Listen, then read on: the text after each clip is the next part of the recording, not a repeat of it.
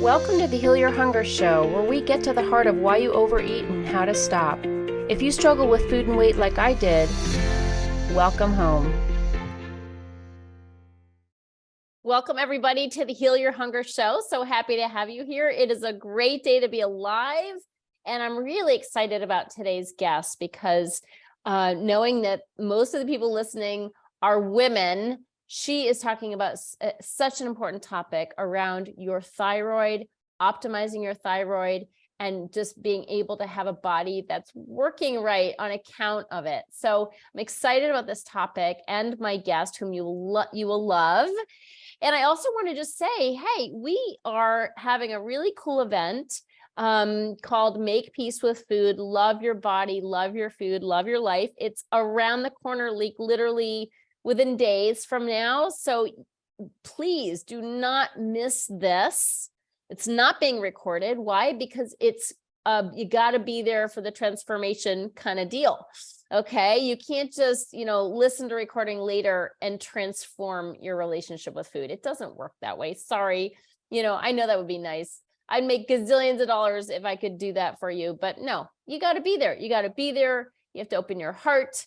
You have to just learn the information, take it in, let it wash over you. I'm going to be sharing my absolute best secrets and amazing strategies for healing your relationship with food and with binge eating and with your body. I'm going to share everything I've done to heal. And so you got to be there. Sign up by going to healyourhunger.com. Look in the drop down for Make Peace with Food and register. It's time. We want you there, and you need to do something. Okay, stop dieting for one thing. Stop being on that roller coaster ride. Start healing at a deeper level. The why you overeat, the why you're compelled to eat all the ooey gooey chewy foods that you see.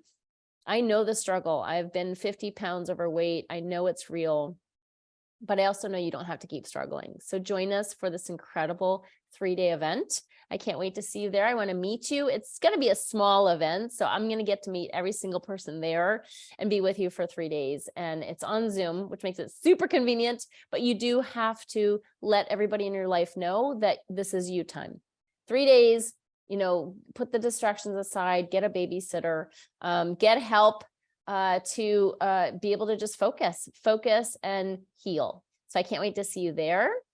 And okay, on with the show. My guest, Dr. Amie Hornaman, is the Thyroid Fixer. She's also the host of the top-rated podcast in medicine and alternative health called The Thyroid Fixer.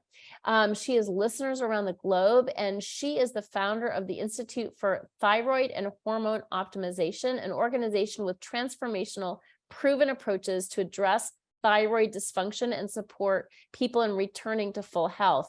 Now, what makes her work so incredible is that she is personally somebody who had her own insufferable symptoms, misdiagnoses, diagnoses, and improper treatment. So she is on a mission to help others finally find out what's going on with their thyroid, even when their numbers are saying there's nothing wrong.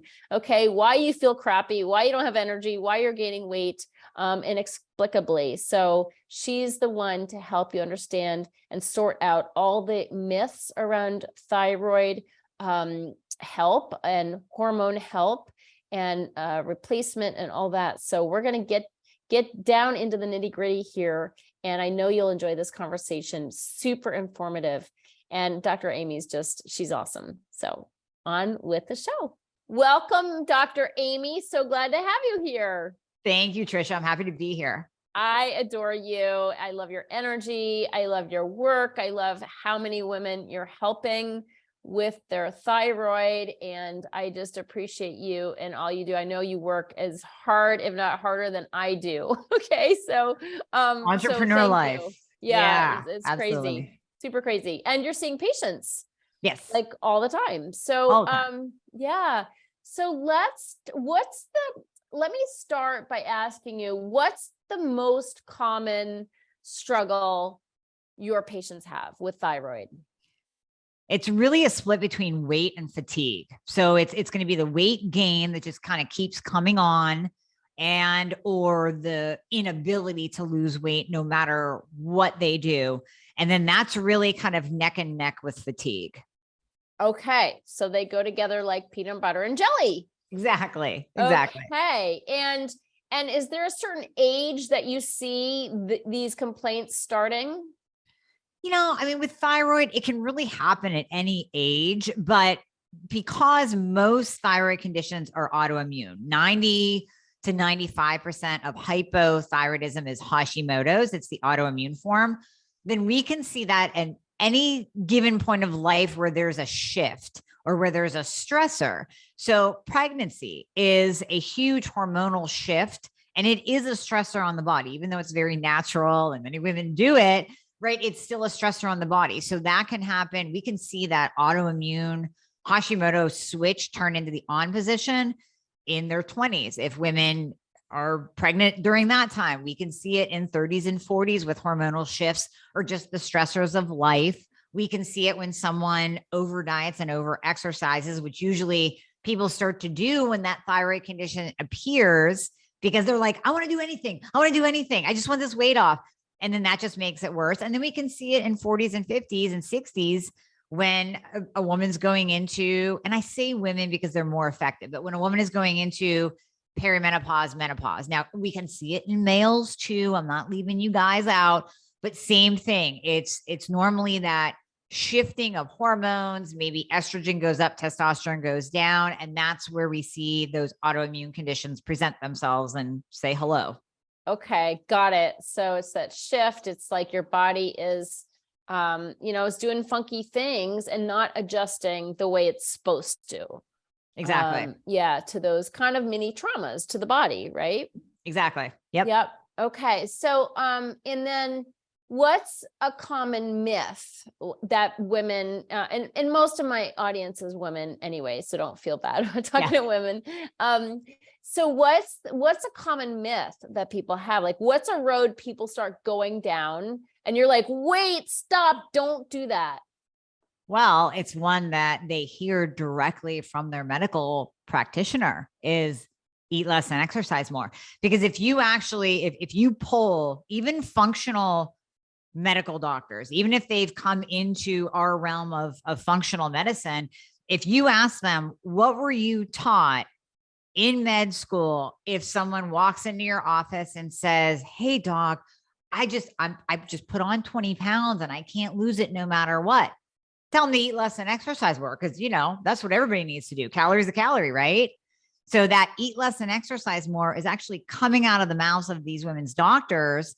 And it's kind of natural. Like, we just think that, right? Especially if you grew up in the 80s, even in the 90s, it was always caloric restriction and, eat less and exercise more was the theme. But we know that that doesn't work, and it can actually make a thyroid condition worse, because that alone is a stressor. Starving yourself is a stressor.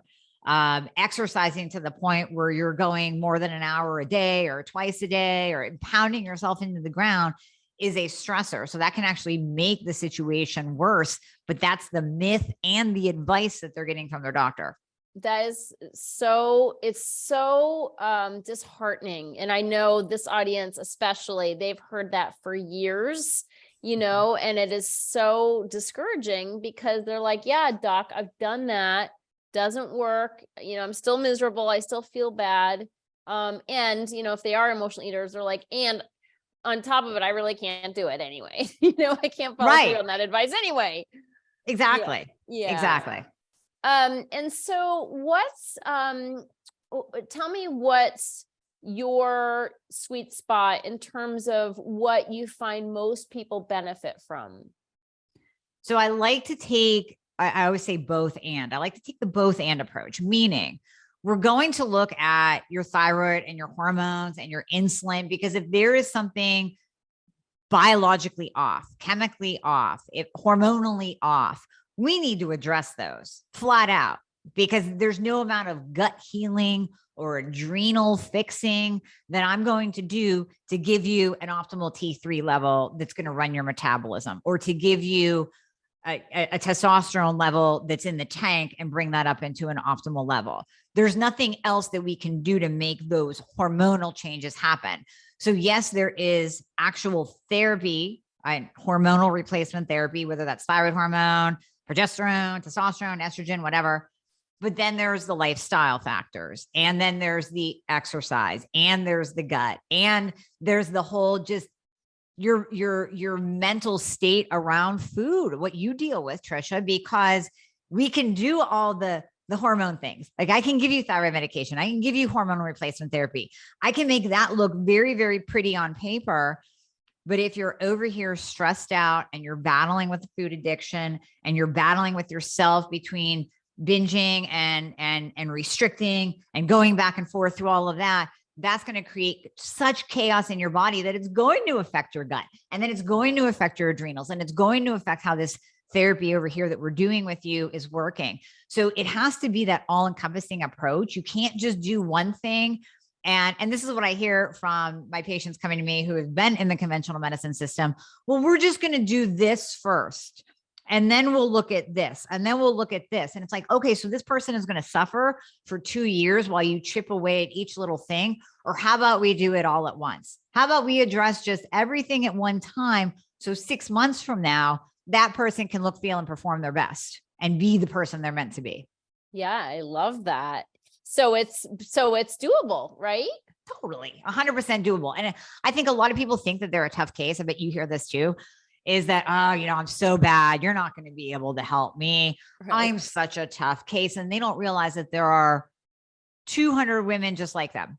And that you and I see this every single day. And it's not that you're a specialized tough case. You are a case that we deal with every day. You just needed to get with someone who understands you and knows the path to take you down to actually be successful. Yeah, I love that. So do you start with testing? I do. I love testing. I just love it. And I just go with blood to start. I don't get deep in the weeds of, $2,000 worth of functional tests.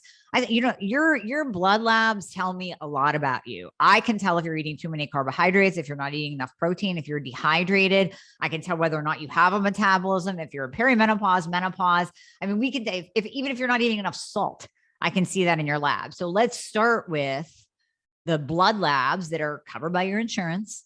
And then we can get into the other specialized functional testing if we feel like we need to. I love that. That's great. And then, so you said it's covered by insurance. So these are the basics then. What kind of labs should people be expecting to be getting? So they're a little bit beyond the basics. These are probably not ones that you have currently in your lab portal that your PCP ordered, because they're going to be kind of half-assed. So with thyroid, I want that full panel. I don't want just TSH and free T4. I want free T3. I want reverse T3. I want the 2 thyroid antibodies. Hormones. Ladies, guess what? You have more than estrogen as a hormone. Now, conventional medicine thinks that you only have estrogen. So if you look at your labs, you're probably going to see an estradiol or a total estrogen. Even within the estrogens, there's estrone, there's estriol. There are 3 different types of estrogen. I want to test that. I want to see your progesterone, your free and total testosterone. I want to see your sex hormone binding globulin. I want to see insulin and A1C and leptin. I want that basic CBC and the CNP. I want an iron panel. I want to know your zinc and your magnesium and your selenium and your iodine. I mean, the list goes on, and your listeners are probably going, oh yeah, I've never had those labs done. No, you probably haven't, but those are labs that can be ordered via blood, that you just go to your lab and you get the blood drawn and it runs through your insurance. So they're basic in our world. They're not basic to the normal medical world. Yeah. Yeah. Okay. I get you. Yeah.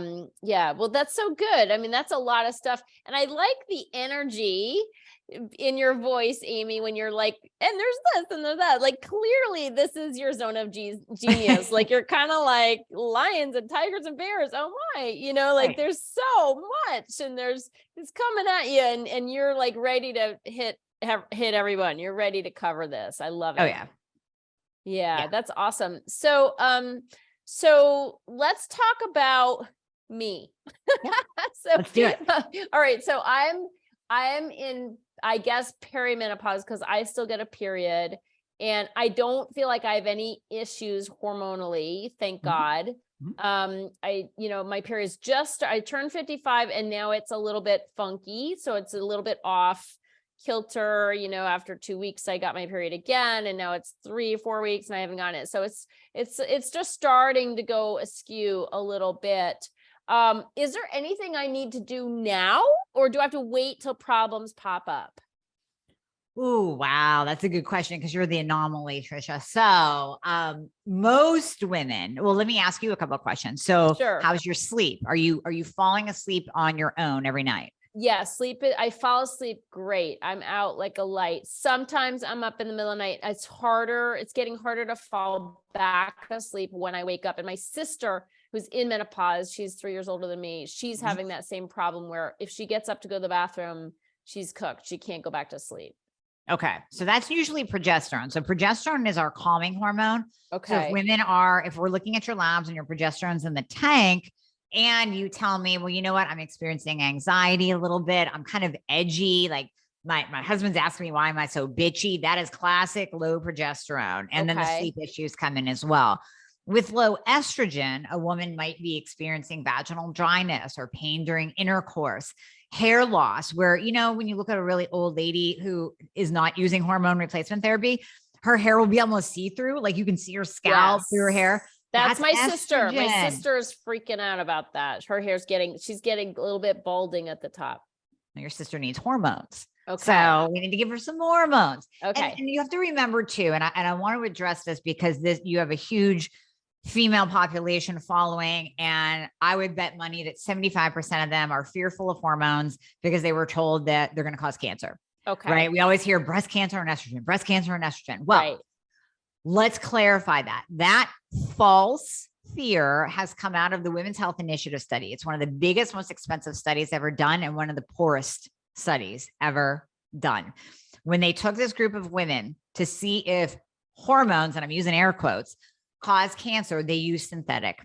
They used your birth control pill type of hormones. They used the fake progesterone. They did not use bioidentical, matching what is in your body hormones. They used synthetic. They also did not weed out pre-existing conditions. They didn't take out the women that maybe already had cancer or that have diabetes or that were overweight and weren't taking care of themselves. It was one of the most expensive, worst studies ever done. And it put the fear of God in every doctor and every woman, and every doctor pulled women off their hormones at that point in time, whether they were on bioidentical or synthetic, rightly so with the synthetic, wrongly so with the bioidentical. And here's what I say to women that are like, well, aren't hormones going to cause cancer? If hormones cause cancer, the bioidentical ones, then we would have this slew of 13 to 15-year-olds with cancer because they got hormones running through their bodies. That's the highest. It's at the peak. Oh my gosh. A 14-year-old girl has like a total estrogen of 900, So no, hormones do not cause cancer. They actually protect against cancer. So when we look at diseases of aging, if a menopausal woman takes hormones for just 5 years, in that whole span of menopause, even if she took it for 5 years and then quit, and like her doctor got in her head and she became fearful, that 5 years of bioidentical hormones has now protected her against breast cancer. It has increased her protection, decreased her risk. So we see that hormones can be protective. And even if you had breast cancer, I interviewed Dr. Lindsay Berkson on my podcast because she is a breast cancer survivor and a genius when it comes to hormones. And she takes hormones. So I wanted to have her speak to my audience, speak to women everywhere, to say, listen, I had breast cancer. I would not be rolling the dice with hormones if I didn't feel, or if I didn't study and see the actual data that these hormones, these bioidentical hormones, are protective. So they improve your quality of life. I mean, all around, hormones give life.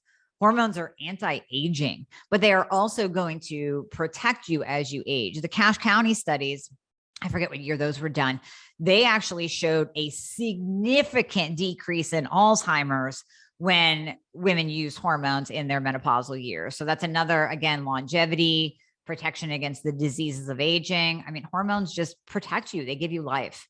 Well, it makes sense. I mean, that's why we take supplements, right? We're trying to compensate for things that maybe our body stopped producing. Mhm. And we don't really most people don't question that. So I like what you're saying. I think there's a lot of conventional doctors who don't believe in bioidenticals, or they poo-poo bioidenticals. What would you say to that?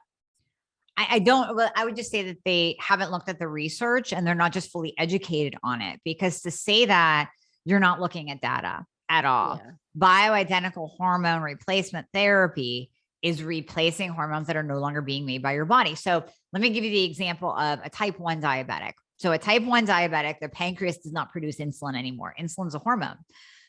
You wouldn't say to a type 1 diabetic, well, you know what, just decide whether you want to take this insulin or not. No, they would die. We are replacing that insulin hormone. So type 1 diabetics have to inject themselves with insulin or have an insulin pump.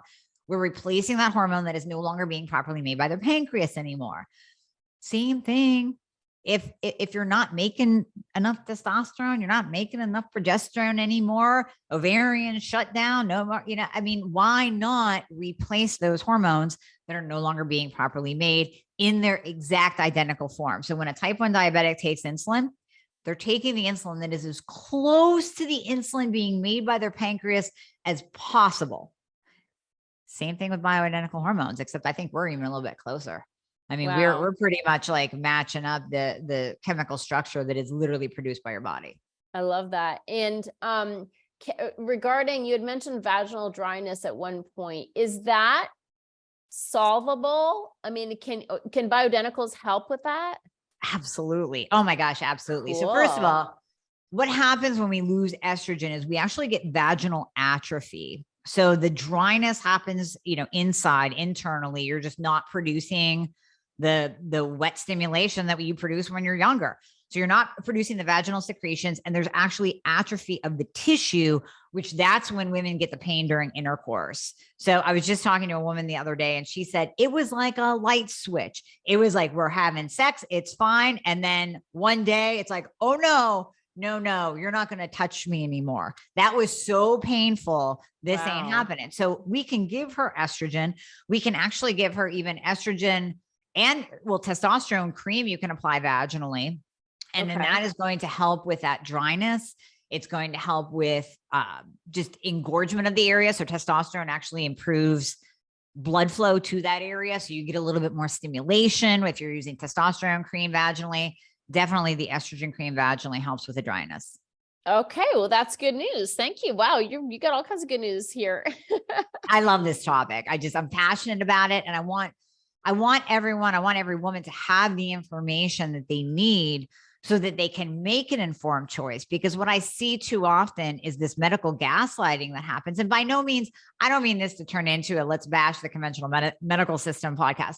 But what I see so much, and because you asked me that question in the beginning about a myth, is women are being told, you're just getting older, learn to live with it, eat less and exercise more. This is just something you need to deal with. And that is so far from the truth, that this message has to get out so that women can know that moving forward, listen, you can have the best life, feeling, mental clarity, energy, and sex life better in your 40s and 50s than you had in your 20s and 30s. It absolutely is possible because you're more mature. So mentally, you're just kind of better off, and you know what you like, you know what you don't like, you don't stress over the little stuff. But then we can replace those hormones so that they are perfectly aligned.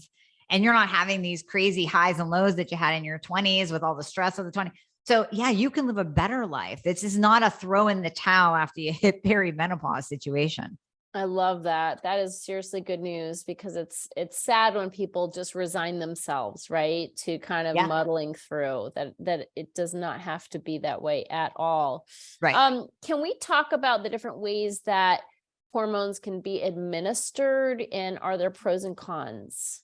Yeah, absolutely. So let's start with progesterone. I prefer oral progesterone because progesterone gets converted into allopregnanolone in the liver. And that's where you really get that relaxing brain affect. So that's where the oral progesterone comes in. We take it right before bed, and it really helps with the onset of sleep. It helps a little bit more than cream does at just kind of calming the brain. So that agitation, anxiety, women respond to the oral, the micronized, the bioidentical oral progesterone. And then, some women, we use cream. It really becomes individualized in how they respond to treatment.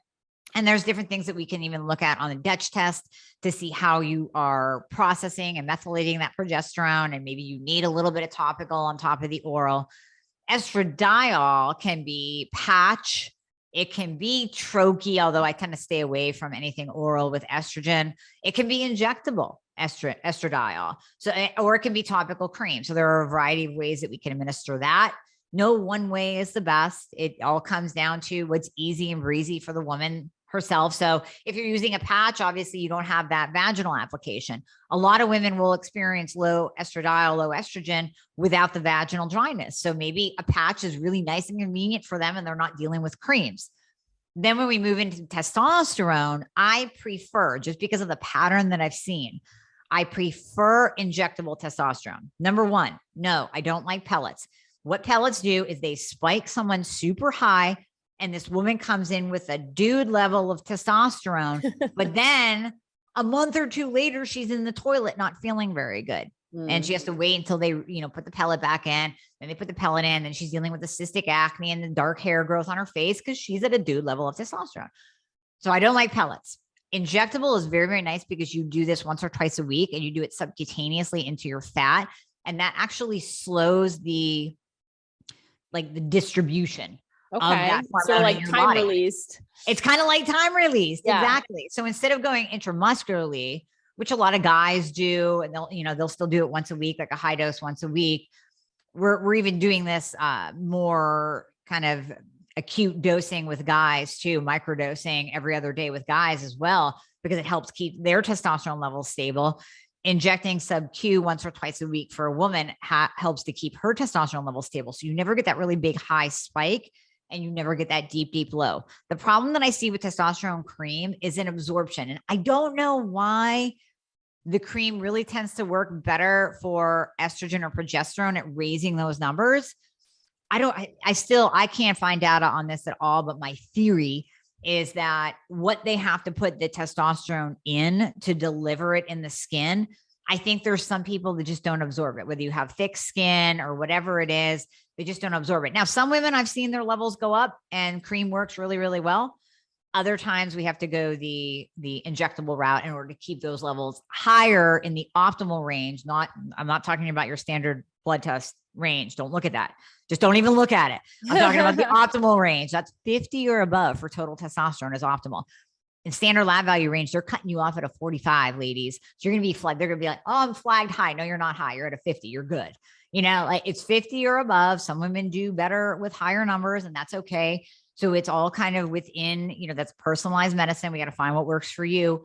But I prefer the injectable for testosterone. Okay. Oh, this is great stuff. Thank you so much, Amie. This is really, you're answering a lot of questions for people. Now, do you do this work that you do with patients? Do you do it virtually or in person? Yep. It's all virtual. So I have prescribers as part of my team so we can hit different states. Okay. So we are licensed in, gosh, how many are we up to now? It's something like 30 states that we can prescribe in. And then that way we can do it all virtually and we can send in, the right thyroid medication that you need, your bioidentical hormones. And then of course, the other component of the program is what we were talking about earlier. We are not just, here's some medication. We are working on your food and your lifestyle and your mental state and your sleep and your gut and your digestion and all the things that have to go hand in hand with thyroid and hormone treatment. Love it. Good for you. I want to pivot right now because you have some really cool, you were talking to me about one of your supplements that sounded really awesome. Can you talk about that? Yeah, it's Thyroid Fixer. So the forgotten thyroid hormone T2. When we're talking about thyroid, we always talk about T4 and T3. Those are the two thyroid hormones that are focused on, but your thyroid gland actually produces T1, T2, T3, T4. So what do we know? We know T4 is inactive, meaning there is not a receptor site on your cell for T4. So T4 has to convert over and become T3, which is the active thyroid hormone. That's, usually what we will give you, or in some combination like NDT medication, or we'll pair up some cytomel-liothyronine with Synthroid, and that's what we can replace. And that's a prescription. T2 is so beautiful. Oh my gosh. When you look at the research studies, it's just so amazing. It is more powerful than T3 at increasing basal metabolic rate. So the amount of fat that you are burning literally just sitting here, T2 does a better job at burning fat at rest. And it's not a prescription. So anyone can buy, you don't have to beg your doctor, like, please prescribe me something that's going to help me. Yeah. It's not a prescription. You do see a little bit of T2 in natural desiccated thyroid medication. So your Armour, your NP, but it's not enough. It's not therapeutically enough. So you might be getting like 4 to 9 milligrams of T2 in a natural desiccated thyroid med, whereas you're getting 150 milligrams supplement form. So that higher dose is what's used in the studies that really produces an effect. So that T2, not only does it increase your basal metabolic rate at rest, it protects your muscle. So T3 does not differentiate what it burns, meaning it's coming in your body, it's increasing your metabolism, it's going to burn fat, it's going to burn muscle. So if you ask, I always use bodybuilders because they're like the original biohackers, right? They're the ones that like have experimented on themselves. True. They've done all the things. It was very interesting to me to hear a bodybuilder speak about T2 and say, listen, when we're getting ready for a show and you got to diet down, you got to lose as much body fat as possible. You got to keep your energy and you have to keep your muscle tissue. So this bodybuilder was saying, you know what? I don't use T3 getting ready for a show. I use T2 because I don't want to lose my muscle. And T2 actually stimulates the muscle so that people can actually get a little bit of like exercise on a bottle. Like I hate saying that because then people are like, oh, I'm just going to sit here and take some T2 and call it a day, right. Not hit the gym, but it does help to stimulate muscle growth just a little bit. Huh. And so we see that increase in basal metabolic rate. We see the protection of the muscle. It works at the mitochondrial level to increase ATP production. So that equals better energy, less fatigue. And it does all of this while not affecting your thyroid numbers. Wow. So you're not going to get this hyperthyroid appearance. So if I give you T3 and you go to your doctor, he or she's going to see a low TSH and possibly a little bit elevated free T3. And he or she is going to say, oh my gosh, Tricia, you're hyperthyroid. We got to drop your medication. You need to, and you're going to be like, wait a minute. No, I'm still not losing weight. I'm still tired. Like I'm not hyper at all. Whereas when you take T2, it doesn't move those numbers. So it's working beneath the surface to burn body fat, to protect your muscle, to increase ATP production, to help your fatigue, but you're not going to go to your doctor and be called hyperthyroid. So that's the beauty of it too. It does not increase your heart rate like T3 does. So no cardiovascular effects at all. Wow. It's just, I know it's just really when you start. So I dove into the literature. I was using this in supplemental form about 15 years ago, and it was really working for my patients. And then kind of got away from it. It's really, really hard to find. So I found it because I'm like, you know what, this works. And here's the research on it. Here's the literature on it. And I understand it's hard to find because you can't put it into a drug and sell it by a drug company. Right. So I found it, I bottled it, and now I offer it to everybody. It's Thyroid Fixer. Yeah. I love that. That sounds so cool. I want to check that out. So yeah, it just gives that little bit of support. Now it's not going to override lifestyle. It's not going to override starving yourself. It's not going to override overeating. It's not going to override any of that, but it's going to work in conjunction with what you're doing. Yeah. No, you still got to be on a health and healing path. Exactly. Yeah, love that. Well, this has been amazing stuff, Amie. I love how we just jumped right in and got into the meat and potatoes, so to speak. Yeah, not really, absolutely. but the real meaty stuff. I love it. And it's really good. It's so informative. I love your passion for this topic. And just, I love these little pearls that you've shared that I think will really help people and answer questions really quickly in a, easy to listen podcast episode. So thank you so much for this. Okay. I want to add, we're going to put in the show notes how people can get a hold of you. Mm-hmm. I like to end with one last question. Before I ask that question though, you can verbally say what's the best way for people to access your good stuff? Yeah. So best way, go to dramiehornaman.com. That's my website. So if you're interested in working together, you can book a free discovery call. and we can chat about your health. And then you can also find me obviously on all social platforms, but to really get into the meat of it. And Tricia was on my podcast too.